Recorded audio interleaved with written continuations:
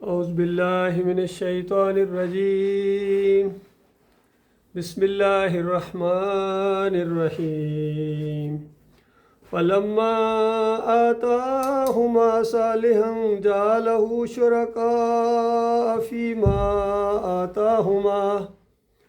فتعالی اللہ عما یشرکون ایشرکون ما لا یخلق شیئا وهم یخلقون۔ یہ سورۃ الاعراف کی آیتیں ہیں۔ ایک بہت ہی زبردست قسم کا مضمون جو قرآن میں ہے، ایمان کو اور شرک کو علیحدہ کرنے کے لیے اور مشرکین پر حجت تمام کرنے کے لیے کہ تم کیسے کہہ سکتے ہو کہ تم ایمان سے واقف نہیں تھے، توحید کا تمہیں پتہ نہیں تھا، اور اب تم آ گئے ہو آخرت میں اللہ کے سامنے شرک کر کے، اور اب تمہیں مار پڑنے والی ہے، اور اب چیخ رہے ہو، چلا رہے ہو۔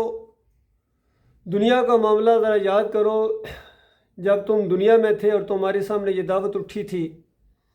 کہ الہکم الہ واحد لا الہ الا هو الرحمن الرحیم، کہ تمہارا ایک مسئلہ ہے، وہ الہ کا مسئلہ ہے، وہ ایمان کا مسئلہ ہے، توحید کا مسئلہ ہے اور شرک کا مسئلہ ہے۔ یہ مسئلہ پہلے حل کرو، باقی سارے مسائل چٹکیوں میں حل ہو جائیں گے۔ تو یہاں اس انداز سے بتایا گیا کہ دیکھو، یہ میاں بیوی ہیں، جب ان کو اولاد کی امید پیدا ہو جاتی ہے، کچھ یہ خاتون بوجھل ہوتی ہے اور میاں بیوی دونوں اللہ تعالیٰ اپنے مالک سے فریادیں کرتے ہیں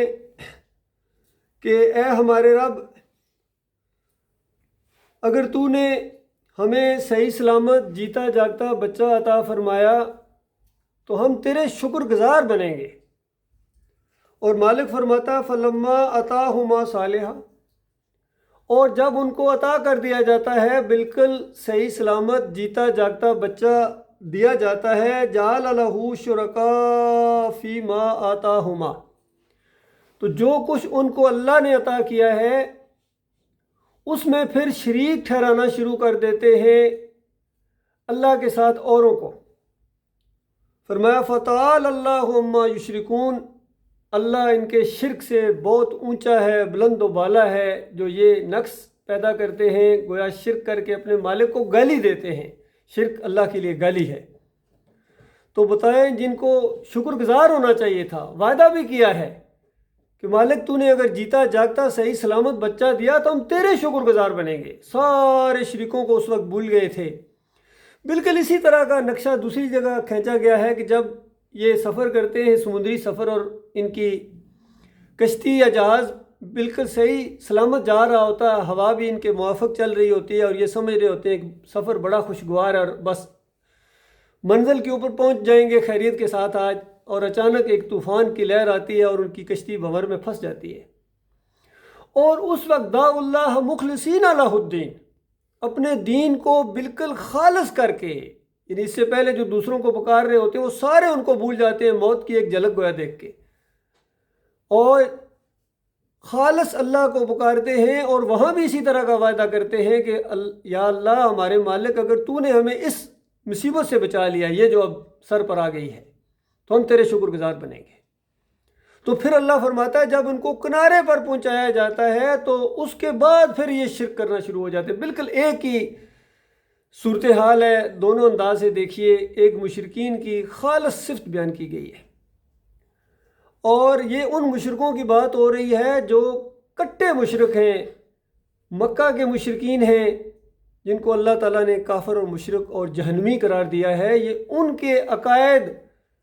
بتائے جا رہے ہیں کہ کس طرح وہ شرک کرتے ہیں، اور کیسے کہہ سکتے ہیں کہ ہم تو اس سے واقف نہیں ہیں، کیونکہ جب بالکل سر پر آن پڑتی ہے کوئی مصیبت اس وقت تو خالص ہو جاتے ہیں بالکل۔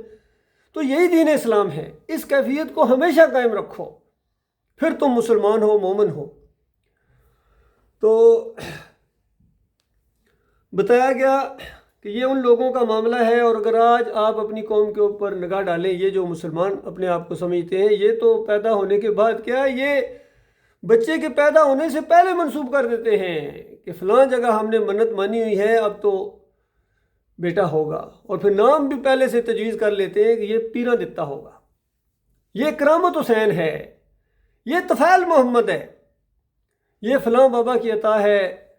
اور یہ 11ویں کی تھی تو یہ 11ویں والی سرکار نے یہ دیا ہے یا دلایا ہے، دلایا تو خیر نہیں بلکہ دیا کہتے ہیں،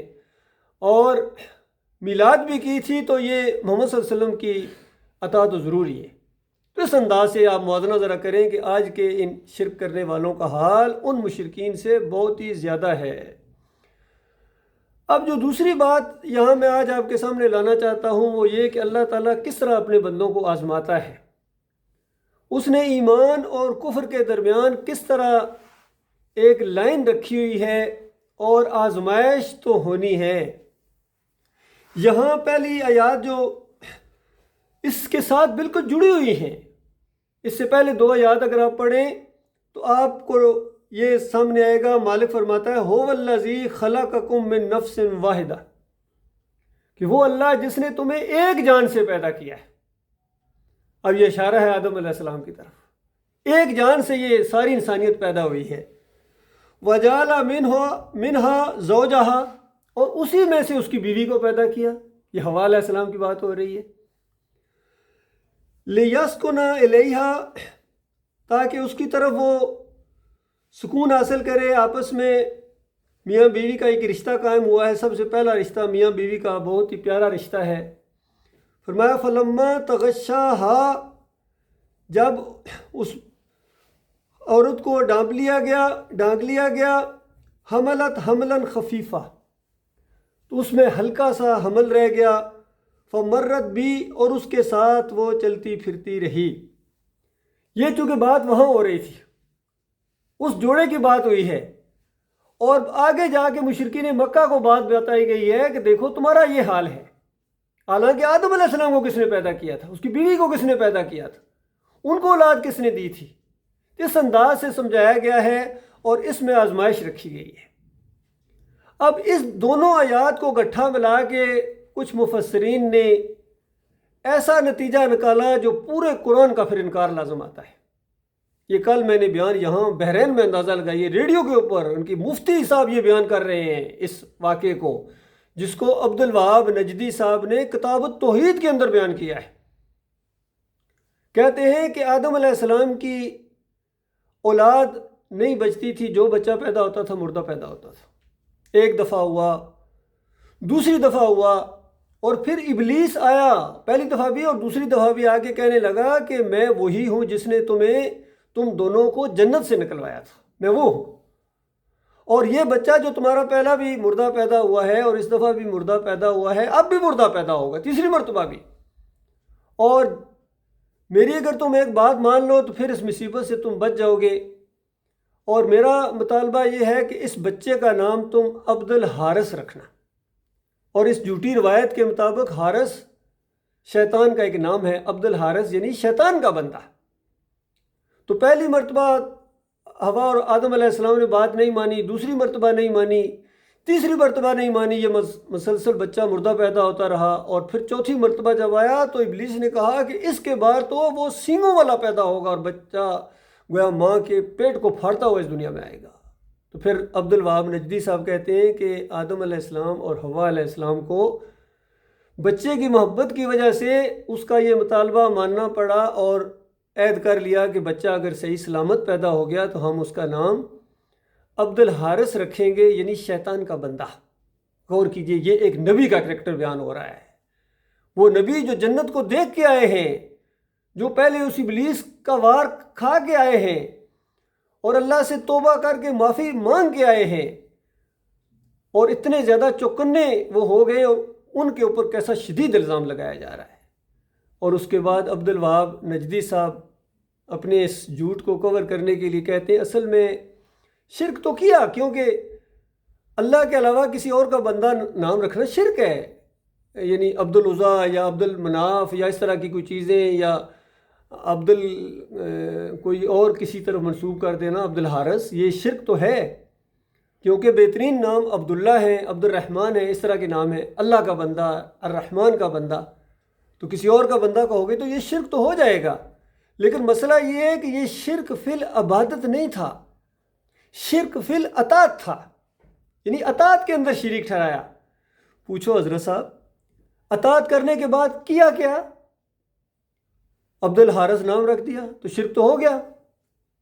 تو اس طرح انہوں نے اس کی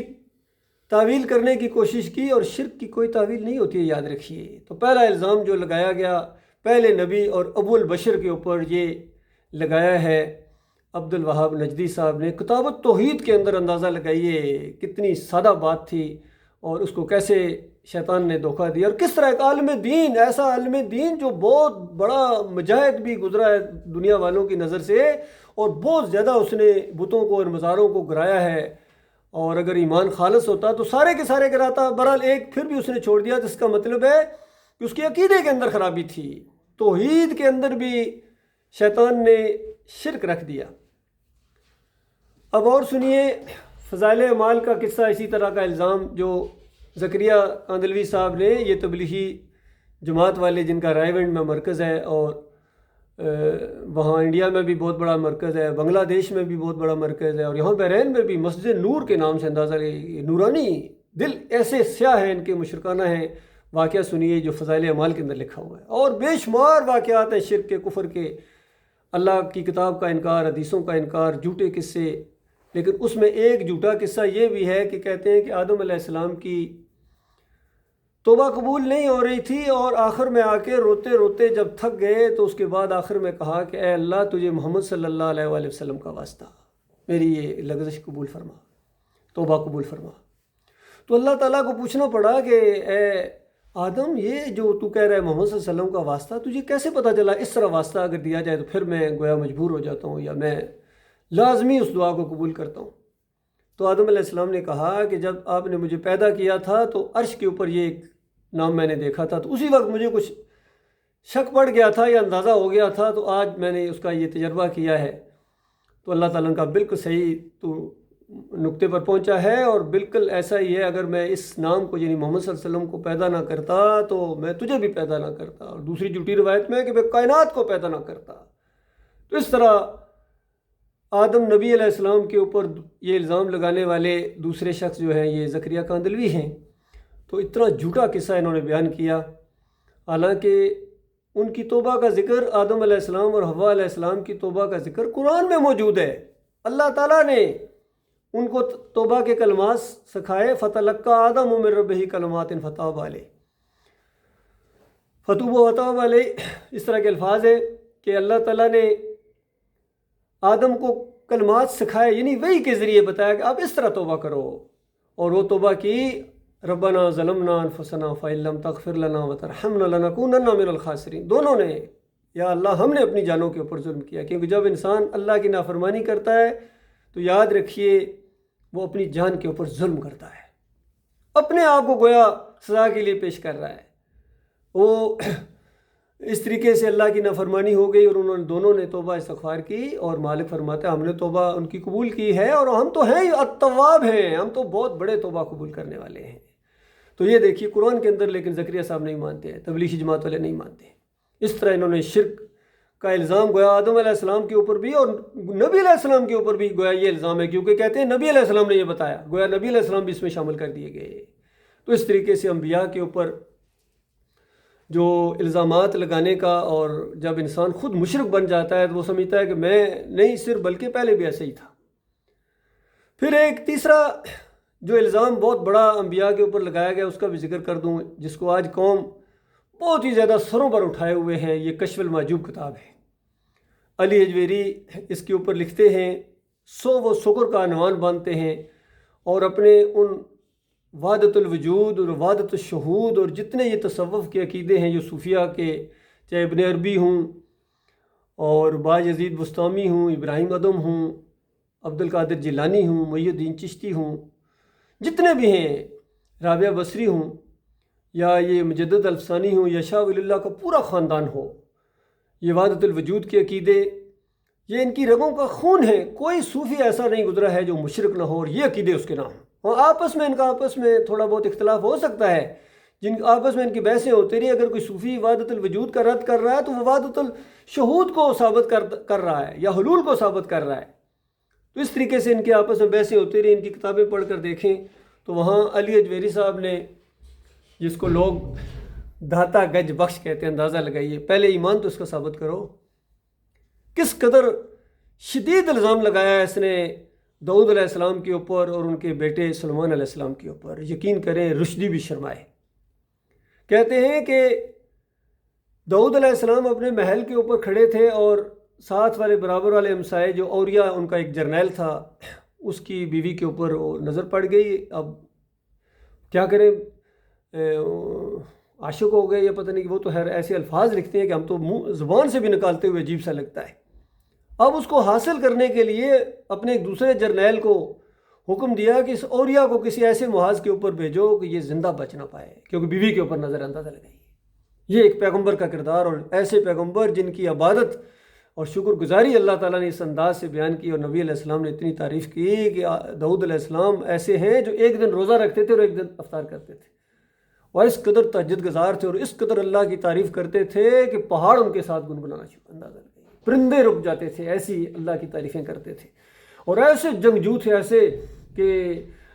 جالوت کو جا کر مارا تھا انہوں نے، اندازہ، ایسے مجاہد اور ایسے اللہ کے راستے کے وہ مجاہد تھے. ان کے اوپر ایسا شدید وار کیا اس علی اجویری نے، جس کو داتا کہتے ہیں یہ پلاننگ کر کے اوریا کو مروایا، اور پھر انتظار نہیں ہو سکا. عدت کا بھی اندازہ لگائیے، عدت کا بھی انتظار نہیں کیا، اور گویا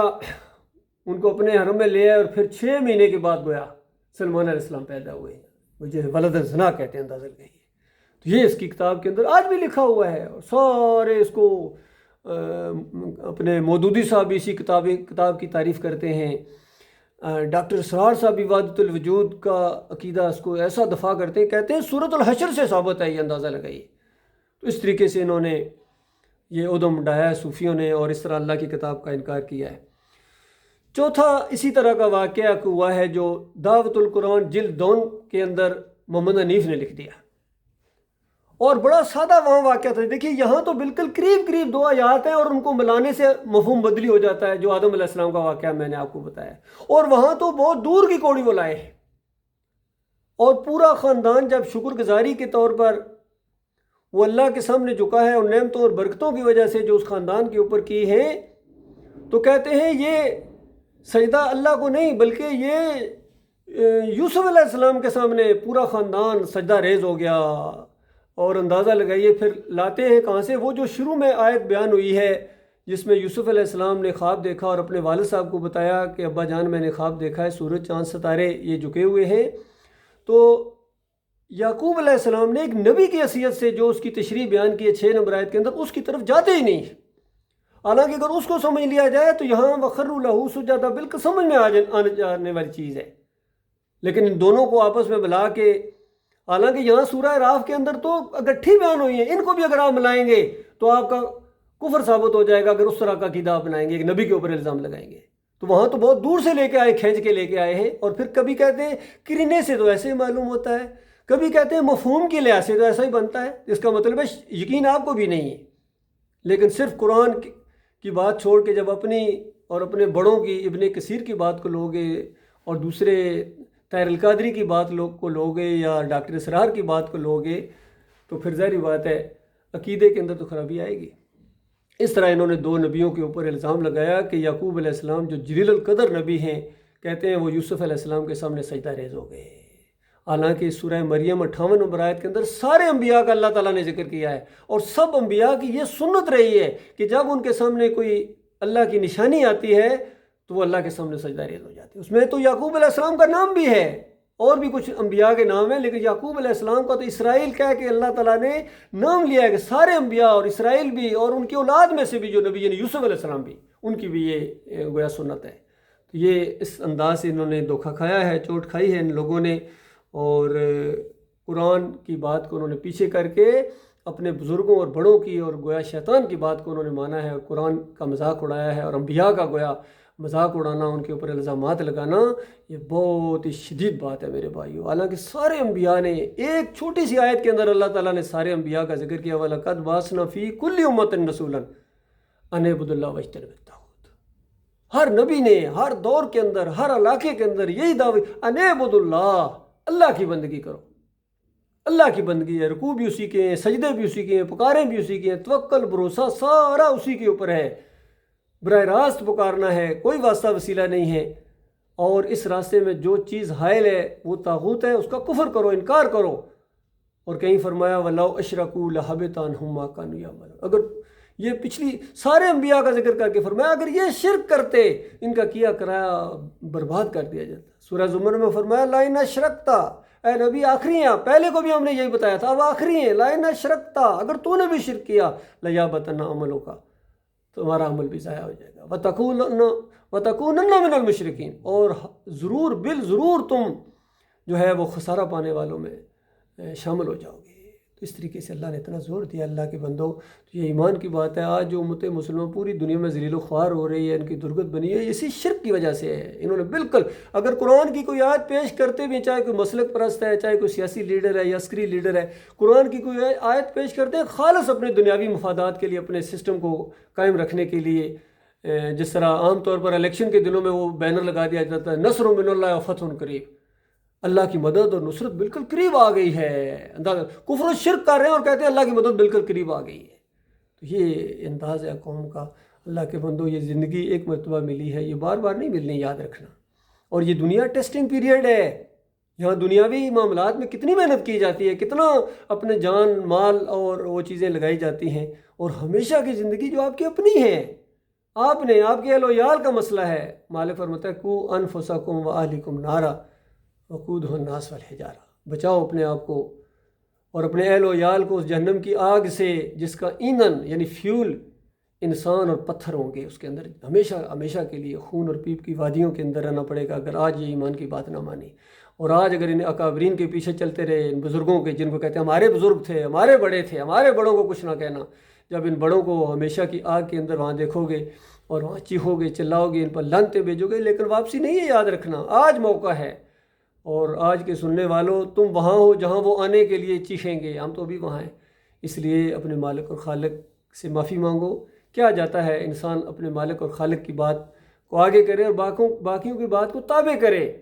جو کوئی اللہ کی بات کے مطابق ہے وہ سر آنکھوں کے اوپر ہے، وہ سواری کرے، ہم رکاب تھامے۔ لیکن جو ہمارے مالک کی بات کو رد کرے، پیچھے کرے اور اپنے پیر اور اپنے امیر کی بات کو آگے کرے، بتاؤ ہم اس کو کیسے بات مانیں؟ کیونکہ ہم نے بھی مرنا ہے، آپ نے بھی مرنا ہے، اسی ایک اللہ کے سامنے جانا ہے، وہاں فیصلہ ہونا، فیصلہ بھی عقیدے کی بنیاد کے اوپر ہونا ہے۔ اور اللہ تعالیٰ نے انبیاء کا ذکر کر کے ان کے اعمال گنوا کے کہا کہ اگر یہ بھی شرک کرتے اعمال برباد ہو جاتے۔ تو یہ مسئلہ ہے اللہ کے بندوں، بہت بڑا مسئلہ ہے، جس کے اندر، جس آزمائش کے اندر ہم ڈال دیے گئے ہیں۔ اللہ تعالیٰ سے دعا ہے، جس مالک نے ہمیں بن مانگے ایمان دیا ہے، ہم استقامت مانگ رہے ہیں، چونکہ استقامت اصلی چیز ہے۔ بڑے بڑے آئے ہیں، یقین کیجئے، بڑے بڑے منوں اور ٹنوں کے دعوے کرنے والے، اور بڑے ہم جہنم سے بڑے ڈرتے ہیں، ہمیں جنت کا بڑا شوق ہے، ایسی ایسی باتیں سنتے تھے، لیکن آج وہ قرآن کی بات کو پیچھے کر کے اپنے نفس کی بات کو یا اپنے بڑوں کی بات کو یا معاشرے اور رسم و رواج کو آگے رکھتے ہیں۔ تو یہ بڑا عجیب لگتا ہے کہ انسان نے کس طرح اپنے مالک اور خالق کے ساتھ غداری کی ہے، اور شیطان کی باتوں میں آ گیا ہے، شیطان کے فلسفے مانتا ہے، شیطان کی باتوں۔ شیطان تو انسان کا کھلا دشمن ہے، یہ دشمنی کرے گا، ہر وقت تمہارے ساتھ دشمنی کرے گا، میدان محشر میں بھی جا کے دشمنی کرے گا، کہے گا بھگتو آپ، چکھو مزے۔ اللہ تعالیٰ غور و فکر کرنے اور ایمان خالص کے اوپر جم جانے کی توفیق عطا فرمائے۔